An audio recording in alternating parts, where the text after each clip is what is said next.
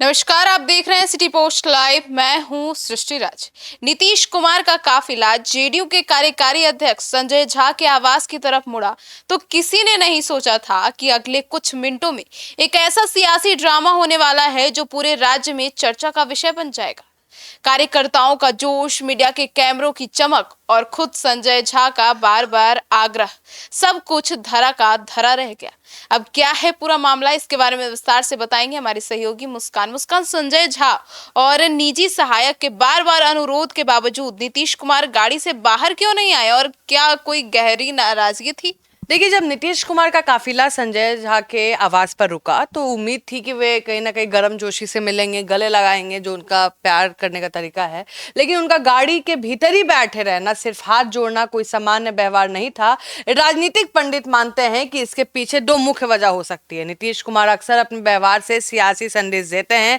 जब वे किसी बात या संगठन के किसी फैसले से पूरी तरह सहमत होते हैं तो वो सार्वजनिक रूप से अपनी कहीं ना कहीं इनडिफरेंस जाहिर कर देते हैं। संभव है कि वो ये दिखाना चाहते हैं कि ये कोई आधिकारिक या बड़ा राजनीतिक कार्यक्रम नहीं, बल्कि एक बेहद निजी मुलाकात थी। पिछले कुछ समय से नीतीश कुमार की सुरक्षा, उनके स्वास्थ्य को लेकर कड़े प्रोटोकॉल का पालन किया जा रहा है। बिना किसी पूर्व निर्धारित कार्यक्रम या सुरक्षा घेरे के अचानक भीड़ के बीच जाना उनके सुरक्षा कर्मियों को भी पसंद नहीं आता। हालांकि जिस तरह संजय झा और उनके बेहद भरोसेमंद निजी सहायक हरेंद्र को भी कई बार आग्रह करना पड़ा और उन्होंने ये साफ कर दिया है कि नीतीश कुमार उस वक्त किसी भी तरह के संवाद के मूड में बिल्कुल नहीं थे।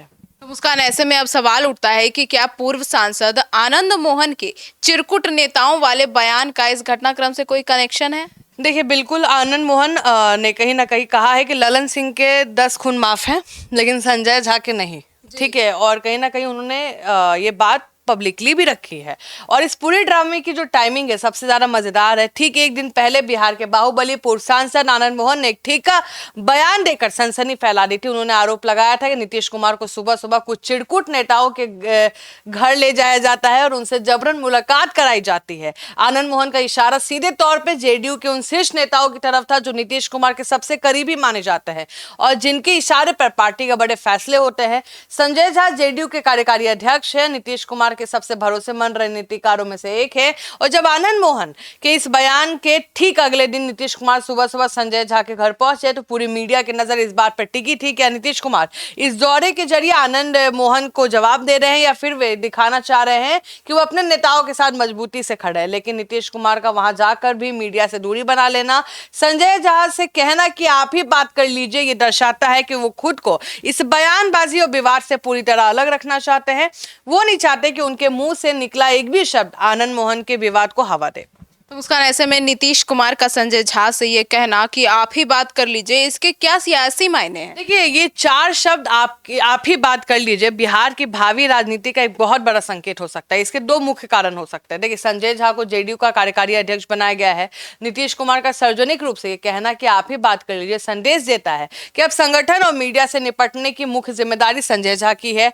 नीतीश कुमार खुद को अब राजभरा की राजनीतिक बयानबाजी से दूर रखकर मेंटोर की भूमिका में ला रहे हैं खुद को। नीतीश कुमार जानते हैं कि जैसे वो मीडिया के सामने आएंगे उनसे आनंद मोहन के बयान, जेडीयू के अंदरूनी मतभेद, आगामी चुनाव रणनीतियों पे तीखे सवाल पूछे जाएंगे। इन सवालों का जवाब देने के बजाय उन्होंने अपने कार्यकारी अध्यक्ष को आगे कर दिया, जो कि राजनीतिक रूप से एक बहुत ही सुरक्षित और समझदारी भरा कदम था।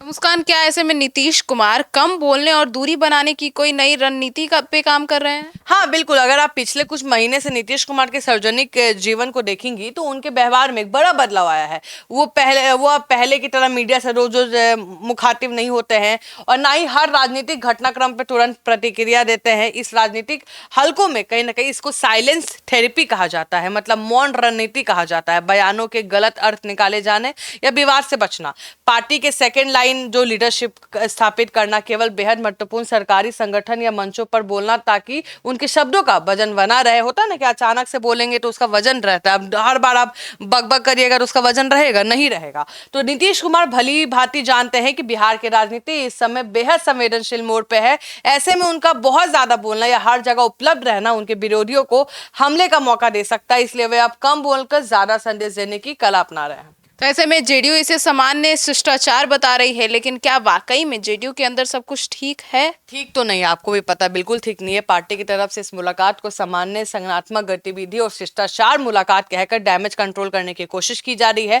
लेकिन राजनीति में धुआं तभी उठता है जब कहीं ना कहीं आग लगी होती है। जेडीयू के भीतर अंदरूनी खींचतान की खबरें अक्सर हम सुन रहे हैं, उसको कोई नकार नहीं सकता है। और आनंद मोहन जैसे नेताओं का खुलकर बयान देना ही दिखाता है कि पार्टी के पुराने कैडर नीतीश कुमार के इर्द गिर्द रहने वाले सचिवालय दिल्ली वाले नेताओं के बीच एक वैचारिक खाई बन चुकी है। नीतीश कुमार के बाद जेडीयू का चेहरा कौन होगा?